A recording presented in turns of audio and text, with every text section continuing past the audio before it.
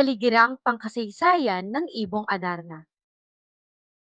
Paglaganap ng korido sa panahon ng Kastila.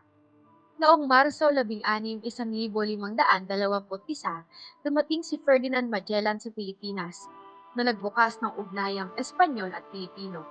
Gayunpaman, ang tunay na pananakop ng mga Espanyol sa Pilipinas ay nagsimula noong 1565 sa pamamagitan ni Miguel Lopez de Legazpi na nagtatag ng unang permanenteng pamayanan sa Cebu.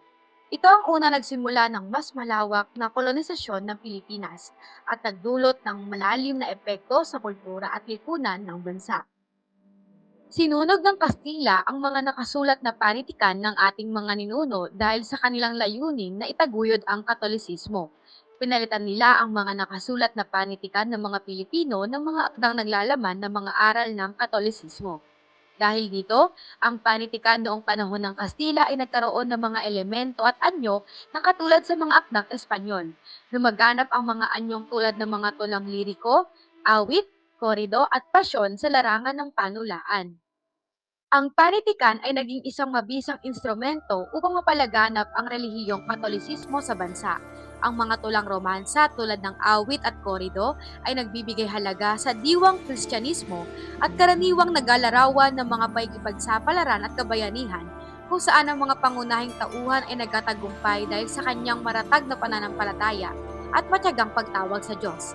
Ang mga tulang bayani o epiko ay pinalitan ng mga akdang nakatuon sa pananalig kay Kristo at iba pang mga santo. Ang Ibong Adarna ay isang tulang pasalaysay na kilala sa kanyang romantisadong paksa na naglalarawan ng mga bayani na taglay ang dugong bughaw. Ito ay isa sa mga paboritong anyo ng tula sa Europa. Partikular na ang mga tulang pasalaysay na may paksa ng pakikipagsapalaran at kabayanihan. Ang ganitong uri ng tulang romansa ay kilala at popular sa iba't ibang wika at karaniwang binabasa ng mga kababaihan. Sa Espanya, lalo itong sumikat noong panahon ng mga haring Katoliko, lalo-lalo na nang matapos ang pagtanggap ng kontrol sa Granada noong 1479. Hanggang sa ngayon, hindi pa rin tiyak kung sino ang tunay na may akda ng koridong Ibong Adarna. Sinabi ni Pura Santillan Castrense, kilala bilang propesor ng literatura, na maaaring ang kwentong Scala Coeli ang pinagmula ng Ibong Adarna. Ipinapahayag ng akda ay likha ng isang paring Dominiko noong 1300. Ang Scala Coeli ay tumalakay sa isang hari na may sakit at nangangailangan ng tubig ng buhay upang gumaling. Sa paglalakbay ng tatlong anak upang hanapin ng lunas, ang bunso ang pinakamabait at pinakamagalang. Siya rin ang nagkamit ng lunas para sa sakit ng kanilang amang hari matapos tulungan ng isang matandang lalaki. Pinagdaanan niya ang maraming pagsubok sa pagkuha ng tubig ng buhay, kabilang ang pagharap sa panganib na ahas, mga nagbibighaning dalaga, at mga kawal na nagbabantay. Sa wakas, nagtapos ang kwento sa pagpapakasal ng prinsipe sa prinsesa at namuhay sila ng maligaya.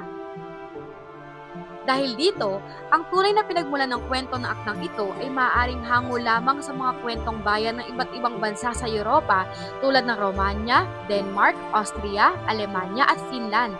Ito rin ang nagtutulak sa ilan na hindi ganap na itinuring ang Ibong Adarna bilang bahagi ng panitikang Pilipino dahil sa likas itong pagkakaroon ng pinagmulan sa ibang bansa. Sa pag-usuri ng kasaysayan, kilala ang anyo ng tulang romansa sa Europa noong panahon ng Medieval o Middle Ages, tinatayang noong 1610 mula sa bansang Mexico. Dumating ang akdang ito sa Pilipinas at ginamit bilang isang kasangkapan ng mga Espanyol upang hikayatin ang mga katutubo na tanggapin ang relihiyong Katolisismo.